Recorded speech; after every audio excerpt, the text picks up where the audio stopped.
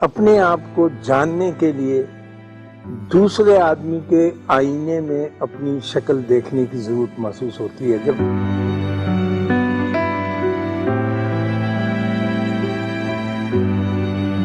ایک ہماری ہوتی تھی بڑی آپا صفیہ، وہ آیا کرتی تھی ملنے ہم سے، تو میری آپا تھی بڑی، ان کی وہ سہیلی تھی. تو ساتھ والے گھر کی عورت نے کپڑے دھو کے، اس زمانے میں کپڑے ہاتھ سے ہی دھوتے تھے، لکڑی کا ایک ٹاپا ہوتا تھا، دیسی صابن لگا کے تو نچوڑ کے اس نے تار کے رسی کے اوپر کپڑے ڈالے ہوئے. تو آپا صفیہ نے کہا کہ ادھر آؤ، کپڑے دیکھو کتنے گندے، دھوئے بھی ہیں اور ان کے اوپر ویسی ہی لکیریں پڑی ہوئی ہیں، ویسے ہی گندے ہیں.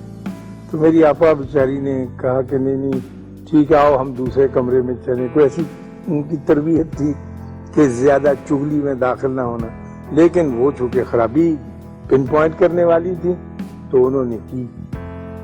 تو وہاں پر ایک ہماری اور خالہ ہوا کرتی تھی، پان کھاتی تھی بہت. تو وہ آگے سے نے کہا بیٹی اس کے کپڑے جو گندے نظر آتے ہیں نا، تو یہ تمہیں میں صاف کر دیتی ہوں، بہت اچھے لگیں گے. اس نے وہ جو کھڑکی میں سے دیکھ رہے تھے نا، گیلا کپڑا لے کے شیشوں پہ پھیرا، کہنے لگی لو اب دیکھو کپڑے کیسے اچھے ہیں. تو یہ لکیریں تو تمہاری آنکھوں میں پڑی ہوئی ہیں اور گرد آلود شیشے میں سے اس کو دیکھ رہی ہو تو وہ تو گندے ہی نظر آئیں گے.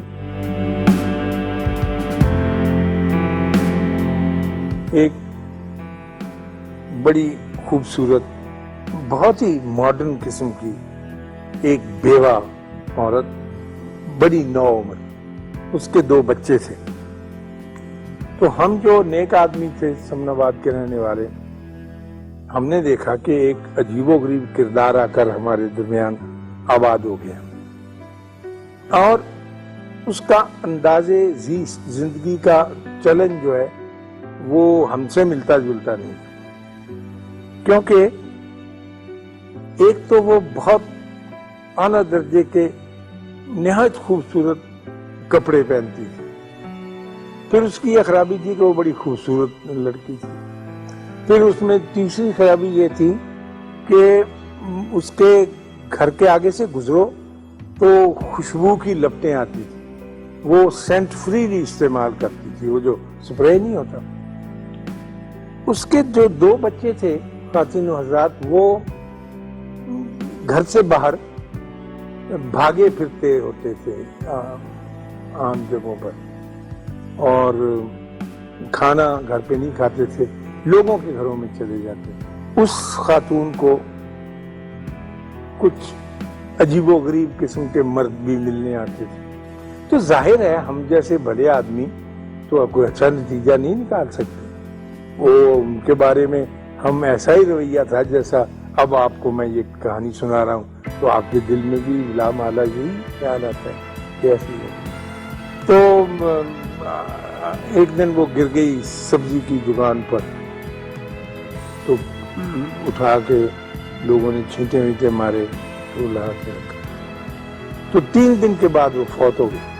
تو پتہ چلا کہ وہ ایک جو بندہ ان کے ہاں آنے والا تھا وہ ان کا فیملی ڈاکٹر تھا، جو اس کی حفاظت پر، دیکھ بھال پر مامور تھی. اس عورت کو ایک ایسی بیماری تھی کہ جس کا کوئی علاج نہیں تھا. کینسر کی ایسی خوفناک صورت تھی سکن وغیرہ کی کہ اس کے بدن سے بدبو بھی آتی رہتی تھی، جسم پر زخم ایسے تھے، اور اسے سپرے کرنا پڑتا تھا اپنا، تاکہ کوئی قریب کھڑے ہیں جب وہ نکلے تو اس کو تکلیف نہ ہو. اور اس کا لباس اس لیے ہلکا ہوتا تھا کہ غالباً بدن کو چبھتا تھا، جو بھی سکن میں ڈیزیز اس کی پیدا ہو گئی تھی. دوسرا اس کے گھر آنے والا اس کا وکیل تھا، جو ہر دوسرے دن آتا تھا، جو اس کی نگہبانی کرتا تھا اس کے حقوق کی، اور جو اس کا خاوند مقرر کر گیا تھا جو اس کے پیسے لا کے دینے.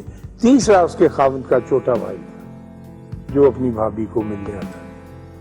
تو ہم نے اس سے یہ اندازے لگا لیے جو میں نے آپ کے سامنے بیان کیا. کافی ہاؤس ہوتا تھا، رات کو بڑے سینئر ادیب وہاں دیر تک بیٹھتے تھے. تو ہم بھی ان کے پاس بیٹھتے تھے، ان سے باتیں سیکھتے تھے، ان سے بات کرنے کا شعور حاصل کرتے تھے. تو میں رات کو دیر سے گھر آتا تھا، تو میری ماں جو تھی وہ ہمیشہ اٹھ کے چولہا جلا کے، اس زمانے میں گیس ویس تو ہوتی نہیں، تو روٹی پکاتی تھی. ایک دن یہی پھلکا پکاتے ہوئے انہوں نے مجھ سے پوچھا کہ تو کہاں جاتا ہے؟ میں نے کہا اماں میں ادیب بن رہا. کہنے لگے وہ کیا ہوتا ہے؟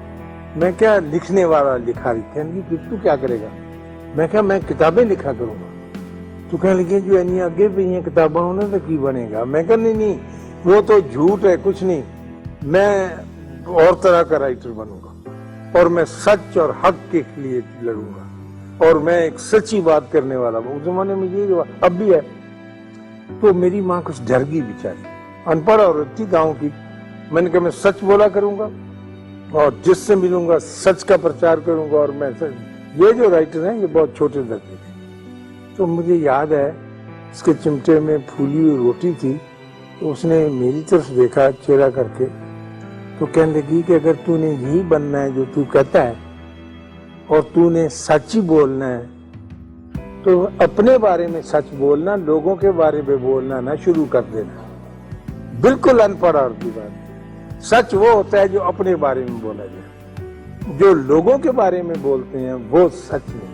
جب ہم بابا جی کے پاس گئے اور کبھی کبھی ان سے یہ نکل جاتی تھی میرے منہ سے بات کہ میں سچی بات کروں گا اور حق کی بات کروں گا سچ، تو وہ کہا کرتے تھے سچ بولا نہیں جاتا، سچ پہنا جاتا ہے، سچ اوڑھا جاتا ہے.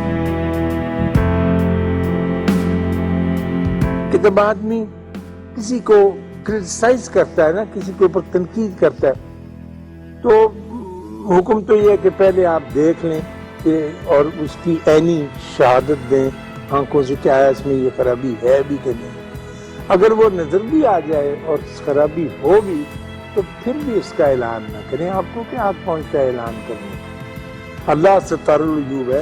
اگر اللہ ہماری چیزوں کو اجاگر کرنے لگے توبہ توبہ، تو ہم تو ایک سیکنڈ بھی زندہ نہیں، سارے بیت کھول کے رکھتے ہیں، وہ سب لکو کے چھپا کے رکھتا ہے ہمارے. تو ہمیں اس بات کا حق نہیں پہنچتا. دوسرے یہ کہ پھر خرابی نظر آئے تو پھر آپ دیکھیں کہ اگر میں ان حالات میں ہوتا، میں ان سرکمسٹانسز میں ہوتا اور میں ایسے حالات سے گزرا ہوا ہوتا کہ بچپن میں یتیم ہو گیا ہوتا یا کسی کے گھر پلا ہوتا، تو میری شخصیت کیسی ہے؟ یہ بھی ایک بات غور طلب یعنی کرنے. اور تیسری بات جیسے میں پہلے عرض کر رہا تھا کہ بہت ممکن ہے کہ آپ کی آنکھ جو ہے ٹیڑھ ہو اور اس بندے میں ٹیڑھ نہ ہو.